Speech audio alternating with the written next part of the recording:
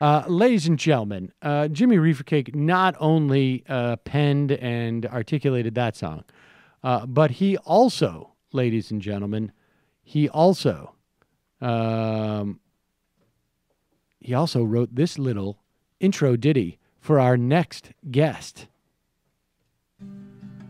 With a Jew like Andy Kindler, you know you can't go wrong.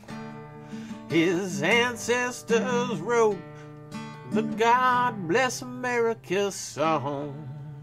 A true Obama bot, and he believes Obama can never be wrong. Yeah, AndyKindler.com. You made me laugh so hard, I had to write you your theme song, Andy Kindler. Yes, ladies and gentlemen, Andy Kindler is here. I have just been informed by Andy that tax day is the 18th this year. Why is that really the case? Yes, because there's a holiday in Washington, D.C. called Emancipation Day. Oh, well, all right. That's why. All right. Well, thank you. People don't know this. I guess you don't care about emancipation. I guess only the Hillary. Oh, interesting. The Hillary supporter. He likes emancipation. But Sam Seder's like, I'm on the fence about slavery. Well, I'm still trying to wrap my head around it. I mean, after all, Andy, let's face it. Where would you rather live? Running in the jungle, hiding from tigers, or on? Or you sound like Randy Newman Salaway. Okay. So, by the way, I have an image of me living in Berlin in 1934, blasting Jimmy Reefercake, and they hear from outside the window, "Oh, with a Jew like Andy Kindler." Boom, boom, game over, boom. Are you worried? Do you live in that kind of fear that if you're identified as Jewish? Because I feel like you pass. You mean I'm Italian, kind of? Yes. Yes. Hey, I'm Andy Bacigalupo.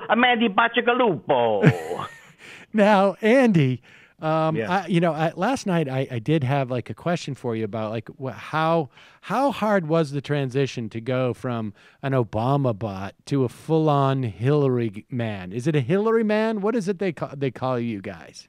Well, I'll tell you, they still haven't found the right pantsuit for me. Am I wrong? But it's easier to put the panel that controls me, in the back of the pantsuit. Oh, I see. You're just that way you still maintain. Look, Sam, I don't know about the cap. I'm looking at it a lot of different ways. Sam, I had a couple of good years where I made more than $118,000 from various employers. Yeah. And you know what I got back on my taxes? What? A little refund of the over $118,000. You want to take that out of my mouth? What are you going to say to the people who make $118,000? You keep your refund in your mouth, Andy? Actually, I'm for the donut hole. That's very Jew. I'm for the donut hole. You tax up to $250, you stop it to $1 million, and then everything over $1 million you pay. But I don't care. I don't know why she's fumfering on that. I really don't. I can't defend it.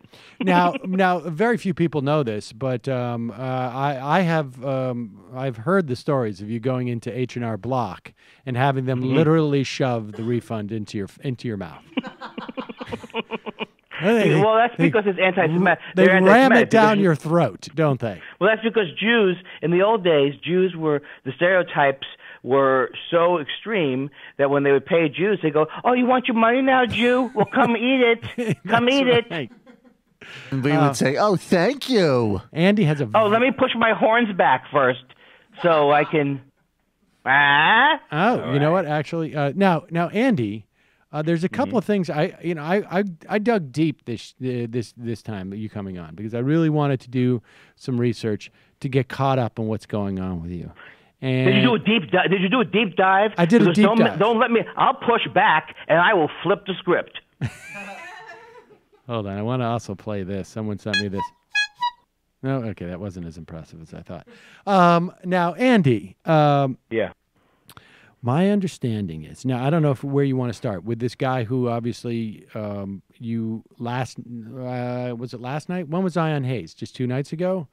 Or right. Yeah. Okay. And I was on. But if we don't have to talk about that, anything you want to talk about is good. You host the show. Do you not want to talk about that? Because no, I do. This guy's the most evil guy in the world. This Drew Marjoram, and he put me. He was on the show with Chris Hayes because he said something. The guy's a horribly unfunny person. He's like a hack from the '80s, but he's not a stand-up. And he makes this list. Now hold on. Now just slow down for 1 second. He's good. I'm sorry, he's good. Drew Marjorie wrote this piece about Donald Trump that he's going to drop out. And to be honest with you, I've never heard of him before. I guess he writes for Deadspin, maybe doing some sports or whatnot. And I read his piece, and there was a lot of I know what I know why you wouldn't like this guy because there's a lot of unnecessary swearing in it, right? And you're very sensitive about that. Well, you know what? It happens to be that I am an Orthodox Jew, and although Kasich did make some good points, but I want to get to. But so Drew Marjorie wrote in August of 2013. So you don't let go of this stuff. This is 3 years ago. No. Oh, you know me. I'm not a grudge holder. So Louis C.K. can kiss my ass. I'm sorry. Okay. Well, this was Make It Stop, the worst of the week of August 2nd, the 2013. One, he put people still saying the word nigger in 2013. Right. I'm not sure. I didn't read the whole thing, so I'm just doing the bold thing. The 3 more Avatar movies. I don't. Did they ever make those? I don't know. And number three, even ahead of Ariel Castro. Even ahead of Ariel Castro, I'm worse than Ariel Castro to this guy. Every year, comedian Andy Kindler gives a State of the Comedy Industry speech in Montreal, which. There's a reason why you give it every year. It is because it is such a huge hit. It is probably the only thing that I see come out of, frankly, that comedy festival.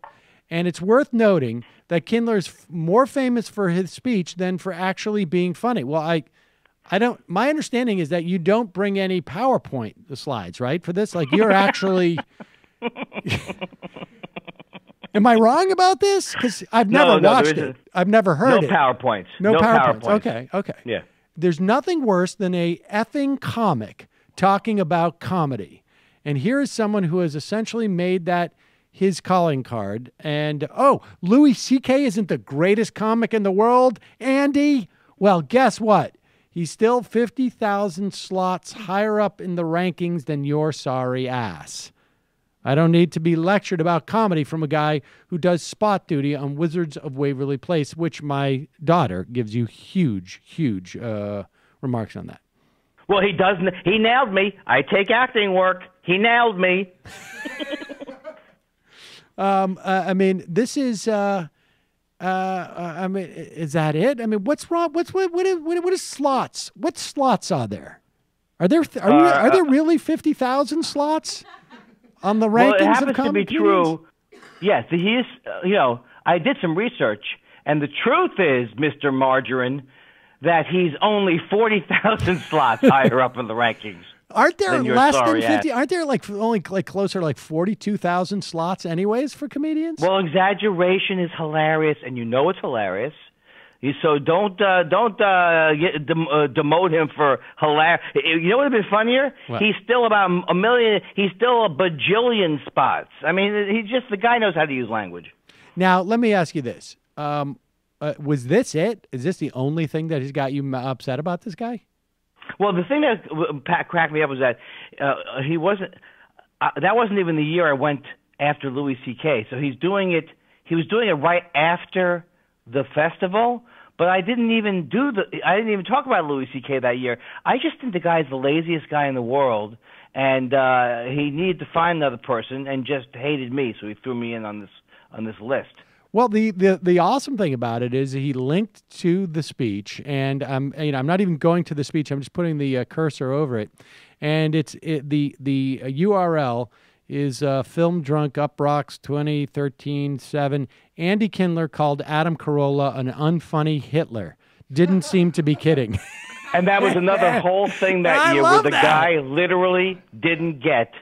That guy had a whole screaming match on the phone with 20 times. We finally just decided not to do a thing. That guy didn't even watch the speech. The guy on the Film Drunk guy.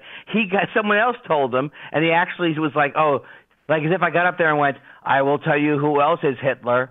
Adam Carolla is Hitler. That actually sounds And pretty I will funny. tell you that Bill Maher is also Hitler. He would also round up. That's what this guy thought I did, which is close. Yeah, I mean, I was going to say, like, he didn't seem to be kidding. That seems pretty awesome to me. I mean, I actually have, I have PowerPoints for that very speech that that I have given, where I rate, and it's oddly enough, like Adam Carolla and Hitler, they have almost the exact same number of slots. That they're right. Kennedy had a secretary named Lincoln. Lincoln had a secretary named. It's the whole thing. If you look at the Carolla-Hitler parallels, it's eerie. They both had a podcast. Right. It's just right. Hitler would just play his out over state radio. That's all. Now. Yeah. Okay. Now. Harris raises. Now. All right. So let's What was that? Let's put that guy aside because the hell with him. I did my research, and there's a story on the International Business Times about you from the. That's true. That's true. Andy Kindler on the state of stand-up comedy. Oh well, 3 years later, people are still talking about your assessment of the state of comedy. I will say, and also you have a new gig. Tell us about it. This is.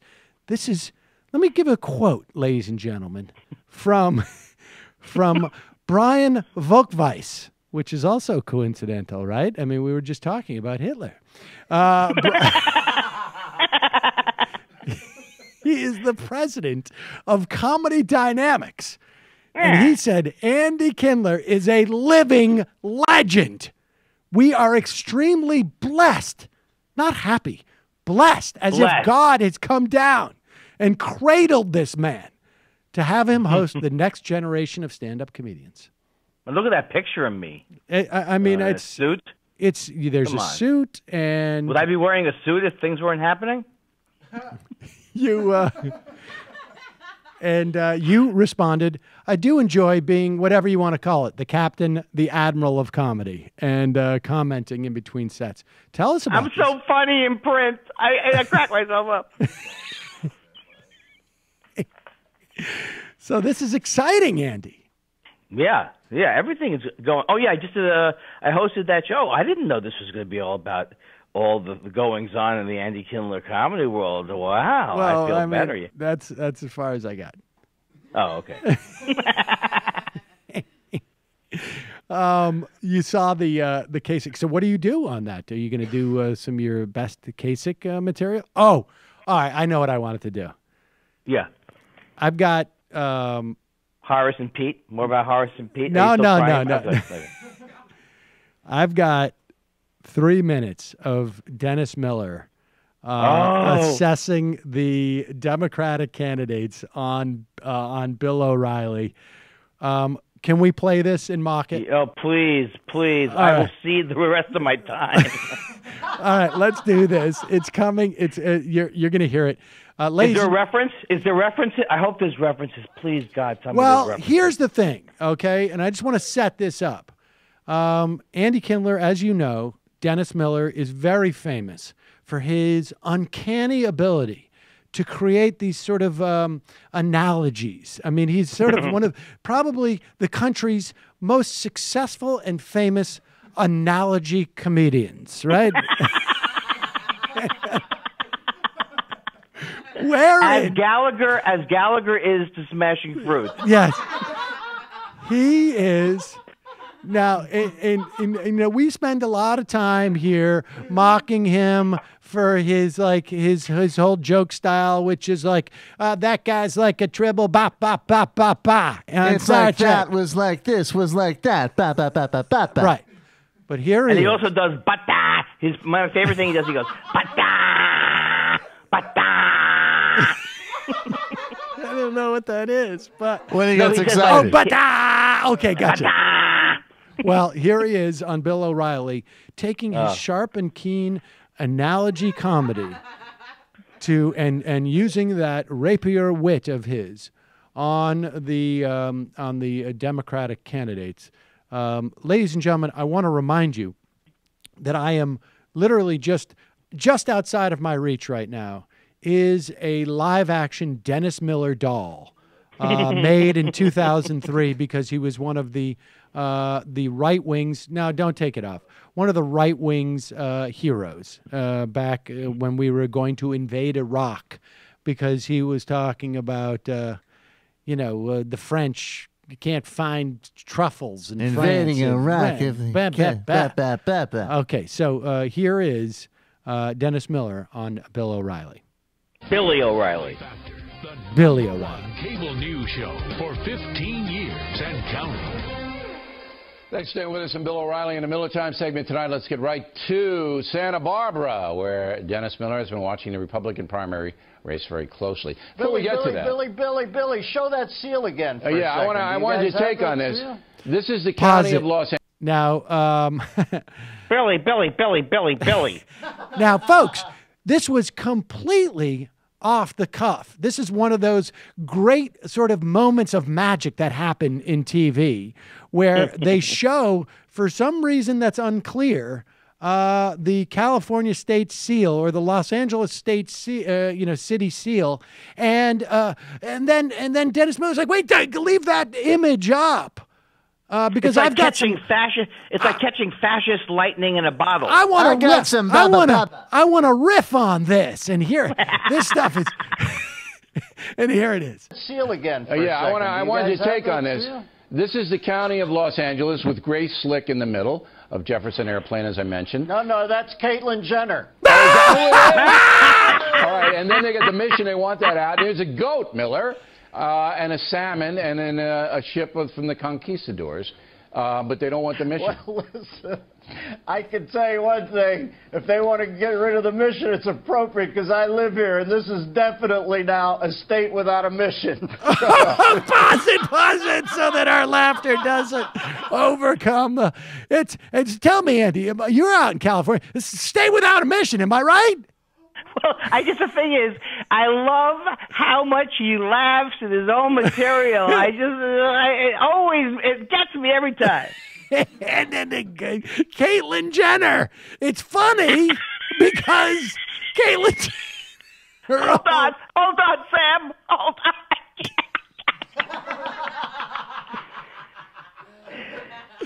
Okay, let's. It's not Grace Slick. It's the Caitlyn Jenner. That Billy baby booby picky back. This is. I mean, they prepped this, right? Like, wait, but let's pretend like we're gonna just keep this up there and just let's go back and forth on this, baby.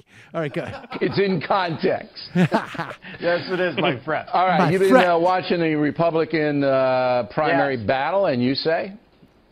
I was shocked today to find out that John Kasich is in the third year of his first term as president. I didn't even know that, but he came on and said that today, and I thought, geez, this guy, he'll put some positive stuff on it. Can I tell John Kasich something? Donald Trump gives speeches in airplane hangars, and John Kasich gives speeches in closets surrounded by hangars, if he wants to know where he's because he used the hangars. And whenever he talks about Trump being an egomaniac, Billy, do you ever watch a Kasich speech? to me, he seems so egomaniacal. He always talks about this effect he has on people and how shocked he is. And I don't think he realizes that he tries to distance himself by one step from it. But when he says, I met a 17-year-old girl and she was shaking, I said, why are you shaking? That's as egomaniacal as just saying I make a 17-year-old girl shake. Pause and, it. He forgot the joke. He forgot to add the. I'm sure he had the joke. He just forgot to add the joke. Do you think he's drunk? Do you think he's drunk in that clip? Because that was incomprehensible. Even by his standards. Is it Kasich? No, it's Kasich. But but I mean, I've made that mistake. That's not that big of a deal. I mean, that's not bad. Yeah, that's not too bad. But the hanger joke. Now, I know there's nothing worse than a comedian talking about comedy, Andy. But could you explain, because you're famous for the state of the industry of comedy, could you please give us a report on the state of that joke, which was hinged and literally hinged on the fact that Trump speaks in a hangar, being an airplane hangar, and Kasich gives speeches around a coat hanger. Oh, I can't believe it. Because you know why? Because the two were. I mean, Kasich gives a speech holding a hanger steak. Basically, is what he does.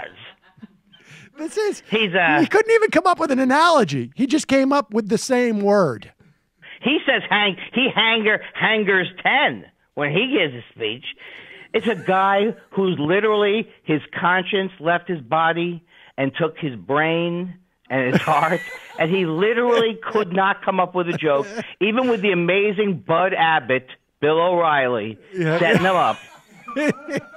All right, the greatest straight man, exactly. The most attractive straight man in the history of comedy. It's just amazing to me. He's trying to pass himself off as the everyman when he seems like really full of himself. I think he's a VP candidate, though. I predicted that Ted Cruz will try to get him to agree to the second slot and then go up against Trump as a he's got twosome. second slot written all over him. Now, as far as Trump goes, I think pause it. Yeah, this guy's only going to come in as vice president. And then, O'Reilly, in a way, is like, let me take the temperature down. Yeah, exactly. Actually, I want to pull this back to a serious conversation. Seems like he's angling for the second spot. Yeah, he'll probably be second in the race for the top of the ticket. 2 spots. It's time the jettison of this. Listen, he was taken up into orbit by 2 fuel pods to me, angry and kind of funny nasty. I know people said it was the end of the world, but I find politics so full of it. I like somebody who's funny nasty. He took that out of orbit, but then he's supposed to jettison those, and I think he's mistimed the jettison, and he looks stupid. And he should remember that he wears angry and nasty better than he wears stupid. Now, they might have given him a Wonka ticket back in with his Colorado thing, because he can beat that drum for a while. And I also think he should go... All right, pause it. Wait a second. I just want to catch everybody up. What's a Wonka ticket? The golden ticket to get back into the chocolate factory where they bang the drum after they have released the rockets. Wow. You know what? I'm not a big fan of making comedians submit like a transcript of what they're going to talk about. This guy should have been forced to submit. He should have been worked with a segment producer for 2 months before they allowed him on the air. This is Bill O'Reilly. This isn't the minor leagues. I'm dropping the extra fuel supplies as we get through the stratosphere and bang the drunk with the Whopper ticket and get the extra chocolate sauce. Continue to go after CIA Chief Brennan on this waterboarding thing. As a matter of fact, I have a solution to the whole thing. We should waterboard people by drone. And then when they say, oh, waterboarding isn't something we do by drone, you can say, you're right, we only vaporize them into a pile of chiclets by drone. God forbid, we might want to shoot some water up their nose. So I think you can take that approach, too. And I also think Paul Ryan is definitely going to jump in now that he's announced he's definitely not jumping in. So that's it's the reverse effect. I see it. Now, there's... I'll tell you one thing, though, that I definitely relate to. I definitely relate to when I've got nothing and I'm just looking for something. He literally's got nothing, and he is just something will happen. I'll put chiclets or chuckles or Beecham's gum in there, and that will save this segment. This thing is total double mint. Am I right, Bill? This is a wax. I mean, he's one wax whistle away from. What's it? That's it. Somebody throw me a lifesaver. And I like how O'Reilly goes, oh, the reverse. What did he say? He goes, yeah, we'll rewind it. Listen to Bill O'Reilly, he's given his own state of the joke speech right here. Matter of fact, I have a solution to the whole thing. We should waterboard people by drone. And then when they say, oh, waterboarding isn't something we do by drone, you can say, you're right, we only vaporize them into a pile of chiclets by drone. God forbid. Right, pause it. Just, I hate to be a stickler here, but when you vaporize something, it's not in a hard shelled form. It's actually, it turns into a vapor. I mean, that's where that's the root of the word vaporize, is vapor. Well, wait a second. Let me ask you a question. Is that what drones do? They waterboard people? Is that how the drones work? I don't think you get what's going on.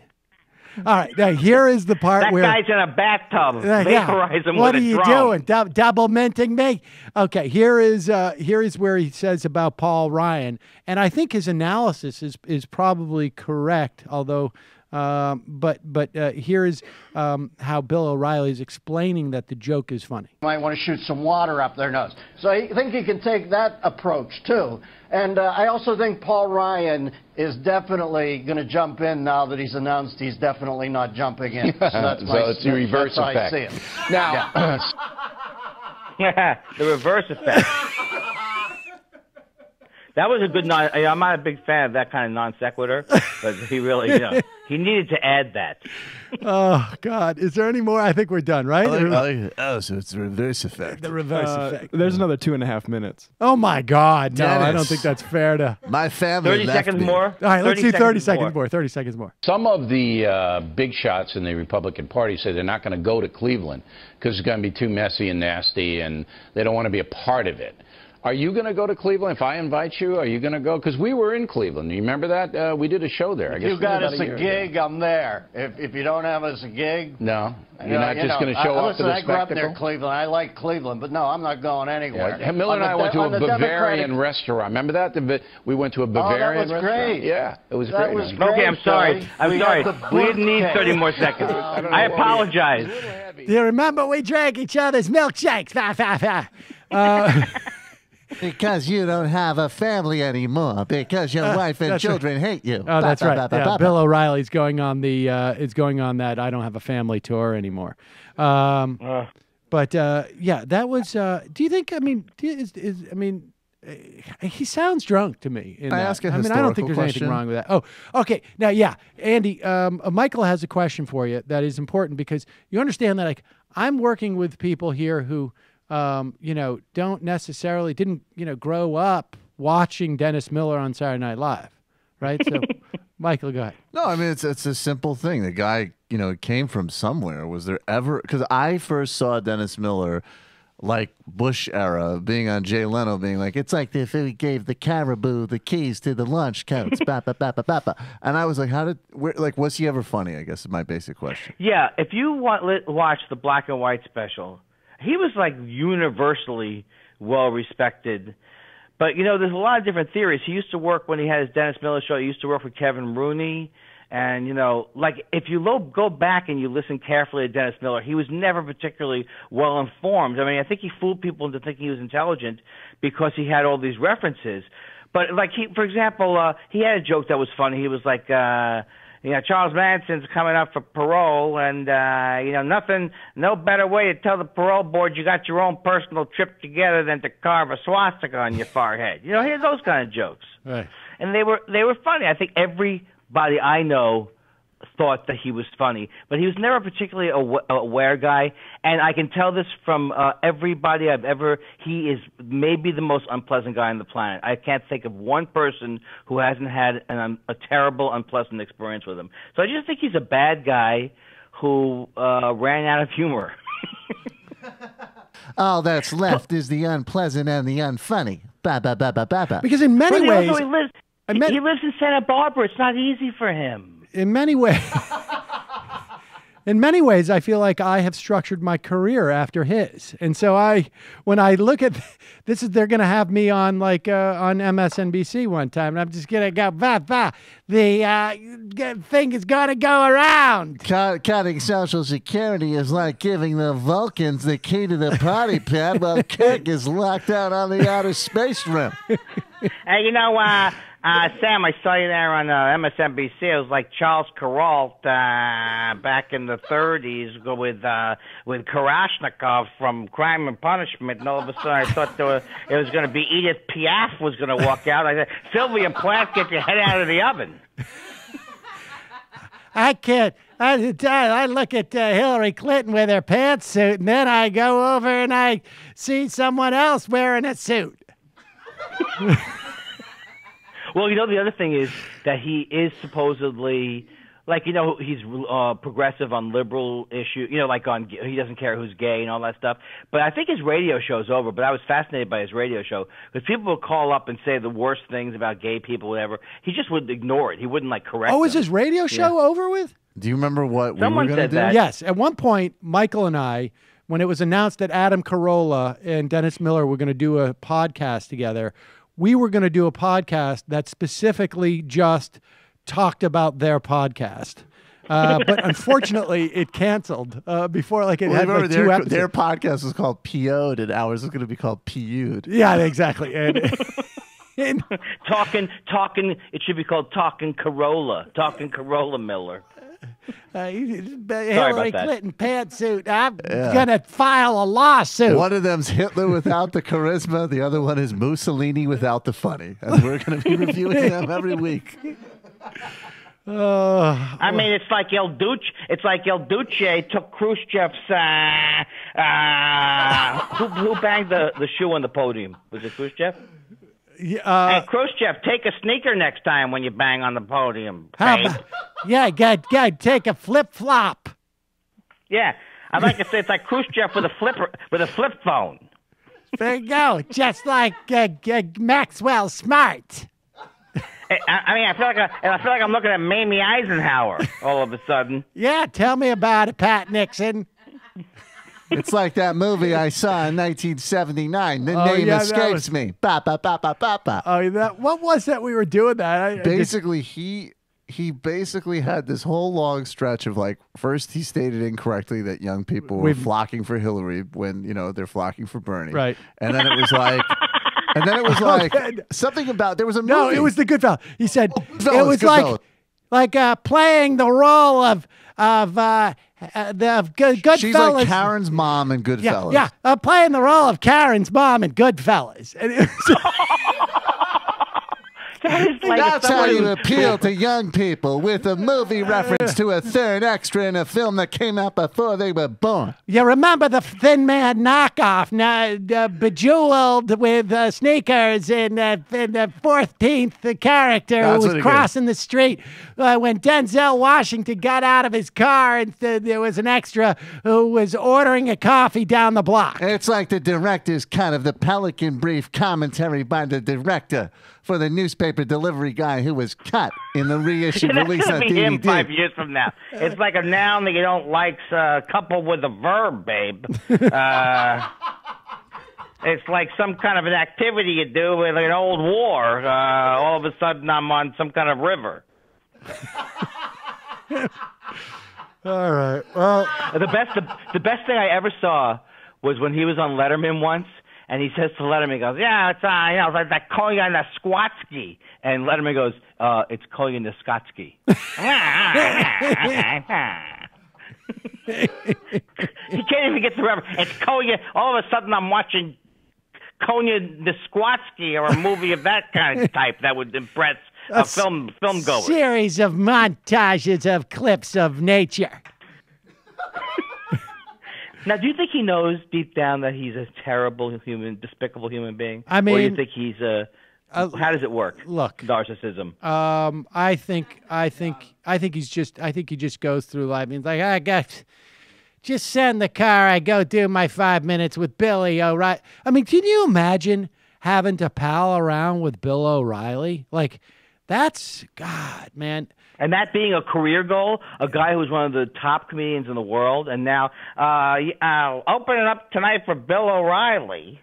It's like, I mean, I go on these shows. There are times when in this my career of being a pundit where it's like, you have one or two of these things where CNN is like, hey, come on. And we're asking like, who's got the funniest haircut? Nancy Pelosi or Newt Gingrich? And you're just like, oh, Jesus, this is fucking, I can't do this. And it's like a Vatican baby shower, that haircut. Piss off. But, I mean, the guy showing up for his 5-minute segment, it doesn't seem like he's put any work or any thought into it other than like, hey, keep the have you ever seen the L.A. Seal? Oh, God, I got some good stuff on that. I'm just going to say Caitlyn Jenner. Yeah, the charge of adrenaline that went, because he knew he had nothing. But when he saw that seal, it was like, oh, it's gold. Here comes the gold. Oh, my God. Caitlyn Jenner, what's going on? I don't even need to prep. Just hit me. Wait, Caitlyn Jenner, boom! I haven't seen a seal like that since I went to Marine World. Yeah, exactly. What are they making that seal out of? Clip art? Hangers, coat hangers, juxtaposition, boom. All right, well. Hey, Billy, remember that time in Baltimore when we had that really great lunch?